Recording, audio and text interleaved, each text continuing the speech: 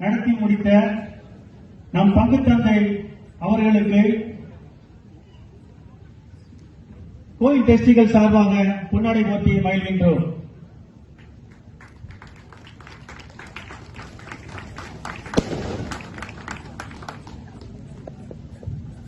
பல போராட்டம் நடத்தியும் மாவட்ட ஆட்சித்தலைவர் அவர்களிடம் பக்குவமாய் நமது குறைகளை எடுத்துக் கூறியும் மழை இடி மின்னலிலும் நமக்காக போராடி இன்சூரன்ஸ் தொகையை நம் மக்களுக்கு பெற்று தந்த பெருமை பாசமிகு சகோதரர் திரு பாக்கியநாதன் அவர்களை சாரும்.